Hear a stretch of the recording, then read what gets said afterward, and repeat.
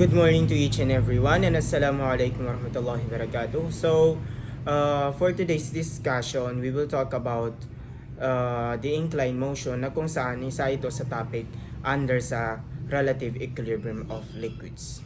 Okay, so let us proceed to the discussion. So, inclined motion. Inclined motion, unlike dun sa horizontal motion na kung saan yung highway dun or yung dinadaanan ng truck dun is wala nang angle doon sa highway kasi naka-horizontal lang siya, naka-straight lang yung yung highway doon. Dito sa inclined motion, from the word itself, inclined, so magkakaroon tayo ng inclination doon sa ating highway. So for example, ito yung yung truck natin, and then ito yung tank na kung saan dito nakalagay yung yung liquids. So dito sa dito sa truck na ito, kung sakaling magkaroon ng acceleration dito sa truck na ito, mababago itong yung position ng liquids na ito. So, kung sakaling upward yung motion ng ating truck, ito yung mangyayari dito sa acceleration natin. So, given yung inclination ng yung horizontal axis or yung highway, and then yung acceleration na ito, isusolve natin siya into its component para hindi tayo mahirapan. Kaya meron tayong yung A vertical and then A horizontal.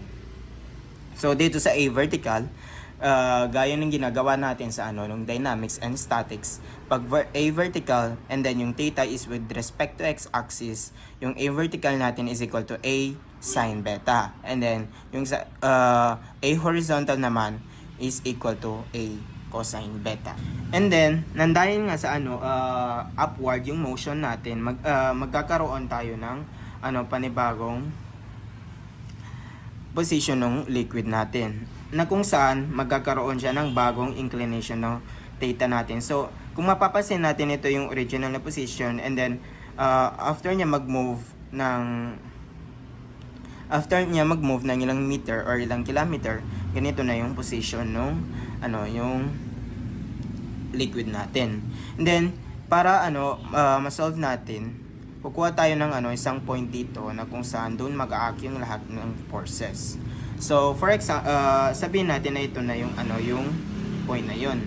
And then unang-una ang mapapansin natin na forces dito sa yung weight na kung saan downward yung direction. And then since yung meron tayo ditong A vertical, magkakaroon tayo ng reverse effective force na kung saan kasalungat niya yung direction ng A vertical natin. Kaya magiging meron tayong reverse effective force para sa vertical natin na downward. Same din dito sa magkakaroon tayo ng reverse effective force dito sa horizontal. Kung dito kung upward yung motion natin, and then dito yung direction ng A horizontal natin, magkakaroon tayo ng reverse effective force na to the left.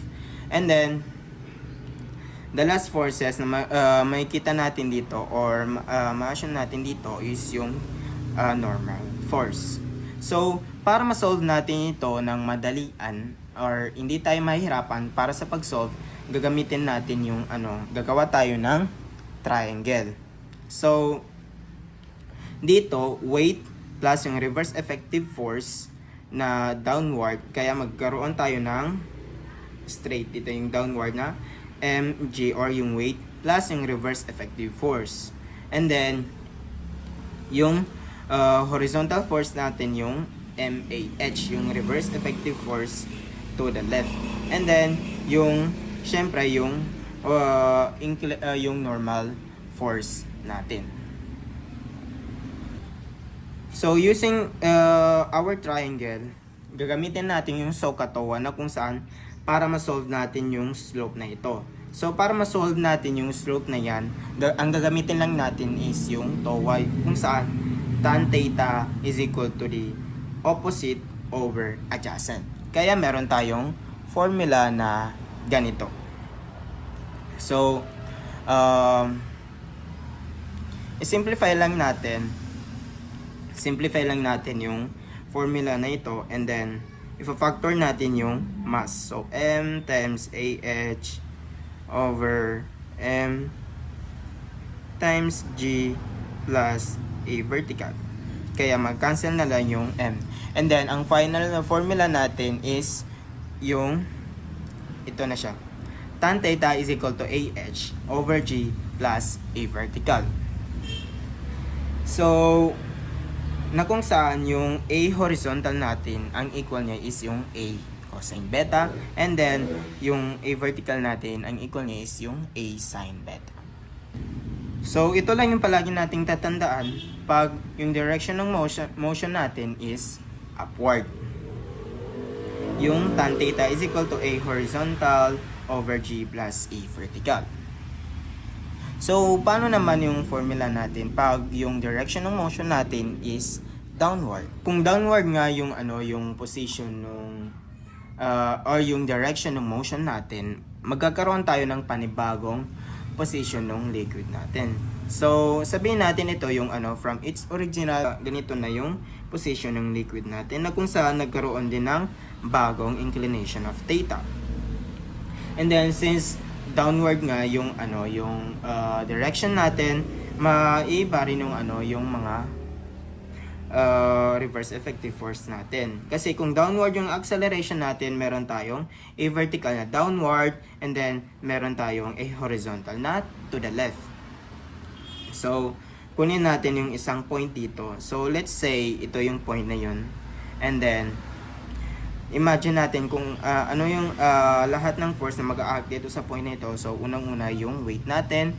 Second, yung normal force na which is perpendicular doon sa incline. Dito sa incline na ito. And then, since to the left nga, yung a horizontal natin, magkakaroon tayo ng reverse effective force na to the right. And kung downward naman yung a vertical natin, magkakaroon tayo ng reverse effective force na upward. And then, gaya nung kanina, para mas madali natin ma-solve yung slope dito, gagamitan lang natin or gagawa lang tayo ng triangle. So, kung mapapansin natin dito sa triangle natin, ang nabago lang is yung sign, itong sign na ito. So, ibig sabihin, kung downward yung motion natin or kung downward yung direction ng motion natin, ang maiiba lang dun sa formula natin gamit yung TOA is yung sa denominator natin na kung saan magiging minus ito siya. Kasi doon sa upward, yung direction natin plus ito siya. And then, kung downward, ito na yung magiging sign nung dito sa denominator natin. So, kaya cancel na yung M, cancel yung M dito, cancel yung M dyan. Meron tayong formula para sa downward na tan theta is equal to A horizontal over G minus A vertical, na kung saan yung A horizontal equal siya dito. And then, kung yung A vertical is equal siya sa A sine beta. Okay, so para maintindihan natin yung inclined motion under sa relative equilibrium of liquids, let us proceed to the example. So, number 1, meron tayong upward motion. A vessel containing oil is accelerating upward on a plane incline at 15 degrees with the horizontal at a rate of 1.2 meter per second squared. Determine the inclination of the oil surface when the vessel is moving upward. So, moving upward. So, gaya nga nung sinabi ko kanina, kung upward yung motion natin, yung direction ng motion natin, itong formula lang yung magagamit natin. And then, given daw dito na yung inclination dito or yung beta is equal siya sa yung beta is equal siya sa 15 degrees. And then yung acceleration natin is equal sa 1.2 meter per second squared. So, determine the inclination of the Earth's surface when the vessel is moving upward. So, ang i-determine lang natin ito yung yung slope dito, yung theta. So, since meron tayong dalawang given, so let us substitute it dito sa formula natin dito sa tan theta is equal to a horizontal over g plus a vertical, na kung saan ganito yung nangyayari. So, tan theta is equal to a cos beta over g plus a sin beta. So, ito lang yung gagamitin natin. So, let us substitute it. So, g natin is equal siya sa 9.81 meter per second squared. So, dito sa problem, may binigay na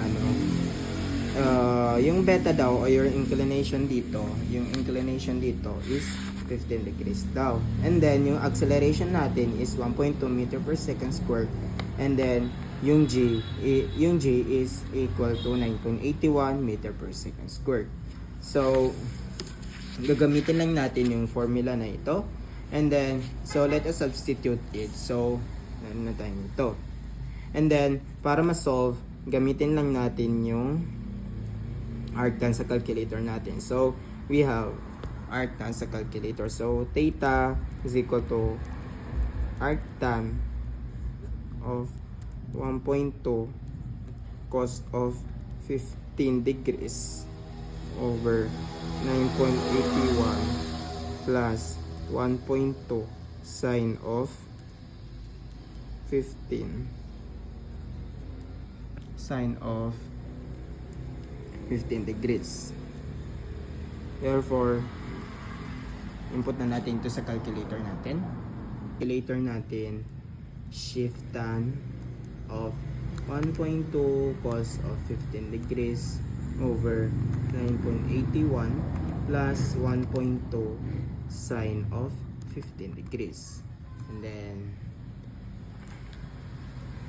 yung value ng theta natin or yung slope daw natin is, so theta is equal to 6.534 degrees. So ito na yung sagot natin. Okay, para sa pangalawang example natin or number 2 example is downward motion. A vessel containing oil is accelerating downward on a plane inclined at 15 degrees with the horizontal at a rate of 1.2 meter per second squared. Determine the inclination of the oil surface when the vessel is moving downward. So, kung mapapansin natin is same lang ng problem doon sa number 1 natin, pero ang hinahanap naman dito is yung direction natin is downward. So, gaya ng sinabi ko kanina, kapag sakaling downward yung direction of motion natin, ang may balang doon sa formula natin is yung sign doon sa denominator natin na kung saan ito. So, kaya itong tan theta na ito, kung sa-substitute natin yung value nung A horizontal, so we have tan theta is equal to A cos beta over G minus A sin beta. So, kung kukunin natin ang yung mga given dito sa problem natin, so given that beta is equal to 15 degrees and then yung acceleration 1.2 meter per second squared. And then, yung inclination ng oil, yung hinahanap natin. Yung theta is, so, given that yung gravity natin is equal to 9.81 meter per second squared. So, isa-substitute lang natin ito doon sa formula natin. So, we have tan theta is equal to a 1.2 meter per second squared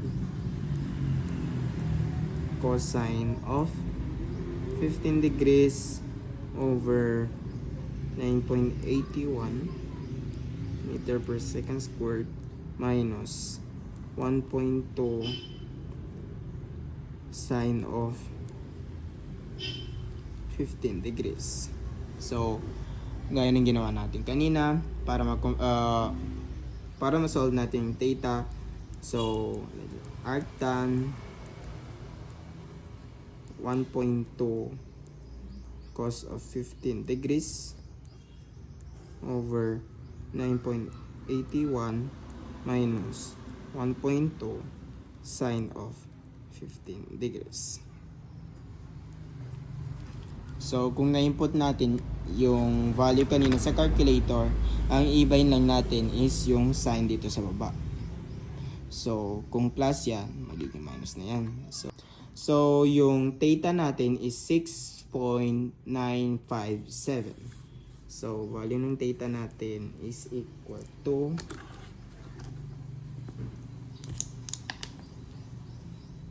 6.957 degrees. Ito yung final answer natin. Okay, so for our next example, we have an open rectangular tank 3 meter long and 2 meter wide. Is filled with water to a depth of 1.5 meter. The tank moves up a 30 degrees inclined plane with an acceleration of 5 meter per second squared. Determine the slope of the water in the tank. Ito yung i-determine natin yung theta dito due to this acceleration. So, first, unang-una natin gagawin, kukunin lang natin yung mga given. So first, we have to, which is yan yung beta natin. So beta is equal to 30 degrees. And then, yung acceleration natin na 5 meter per second squared. 5 meter per second squared. So, and then yung G natin na 9.81 meter per second squared. So, kung mapapansin natin, yung direction ng motion natin dito is upward. Kaya, yung magagamit nating formula dito, we have tan theta is equal to A cos beta over G plus A sin beta. So, input lang natin yung mga given and then 30 degrees. And then, input lang natin sa calculator and shift solve or arctan. Gaya ng ginawa natin kanina. Shift tan. So, shift tan of 5 cos of 30 degrees over 9.81 plus 5 sine of 30 degrees. So, equal. So, yung value ng slope natin pag upward yung direction ng motion natin is 19.38. So, para sa number 4 example, same problem but different situation. So, na kung saan yung beta natin is ganun din. Equal siya sa, yung beta natin is equal sa 30 degrees. And then, yung acceleration natin is 5 meter per second squared. And then, given that G is equal to 9.81 meter per second squared. And then, yung direction ng motion natin dito is downward. Kaya, determine the slope of the water surface in the tank in this case. Ano da yung slope ng water surface kapag sakali yung direction naman natin is downward. So, theta is unknown. So, input lang natin doon sa formula natin. We have of 30 degrees over 9.81 minus 5 sine of 30 degrees. So, para magkuha yung value ng theta, shift tan lang sa calculator. Kaya, yung theta natin is equal to, gaya nung kanina, kapag sakal naka-input mo na yung mga value and then same problem but different situation, ang ibahin mo lang dito is yung sign dito sa ibaba. Kung saan yung plus, minus, and then so yung value ng theta natin is 30.641 degrees. 30.641 degrees.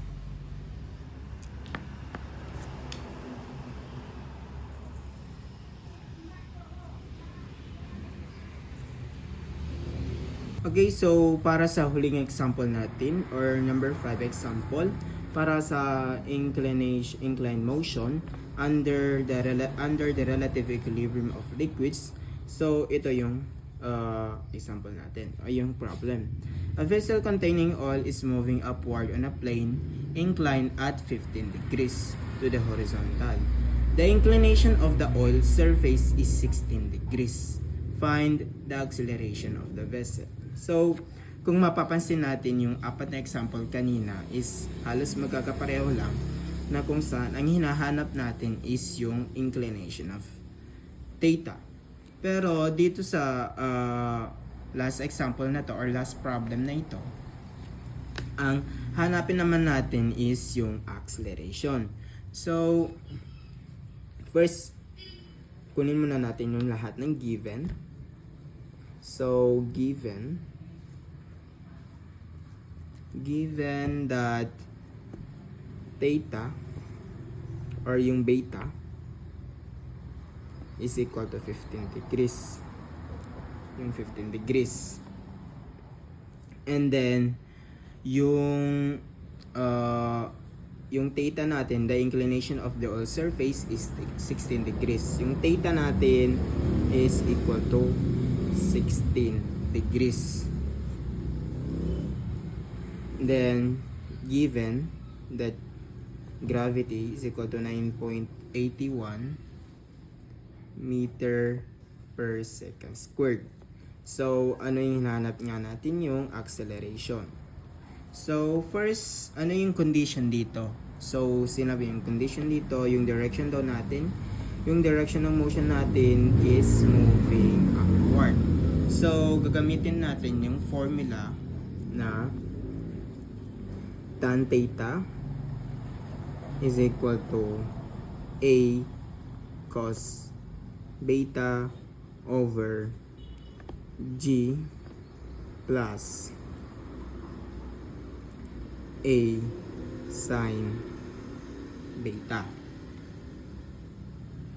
So, para ma-solve kung ano yung value ng A na ito, so gagamitin lang natin ng shift solve sa ating calculator and then makukuha na natin yung answer. So, let's plug all the given.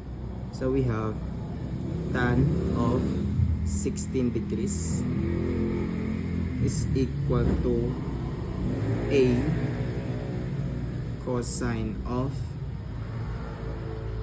15 degrees over G, which is 9.81 meter per second squared plus A sine of 15 degrees. So again, para ma-solve natin itong problem na ito, gagamitin lang natin yung shift solve sa calculator. So input lang natin tan of 16 degrees alpha equal to alpha x cosine of 15 degrees over 9.81 plus alpha x sine of 15 degrees. So medyo matagal-tagal to kasi ano yung x. So shit. So wait lang natin. So try natin dito sa scientific calculator sa cellphone kasi mas mabilis dito. So we have tan of 16 degrees.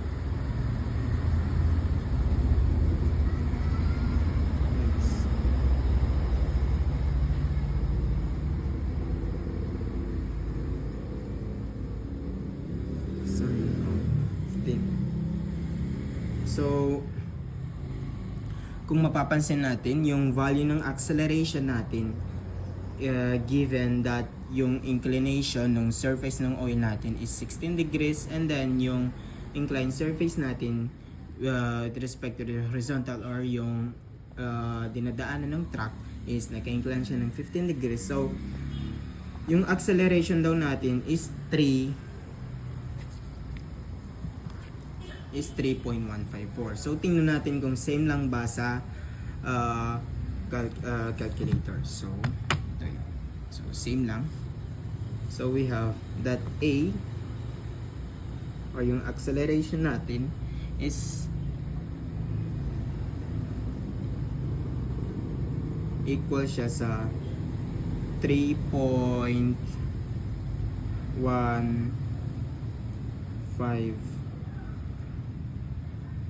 meter per second square. Meter per second square. So ito yung final answer natin.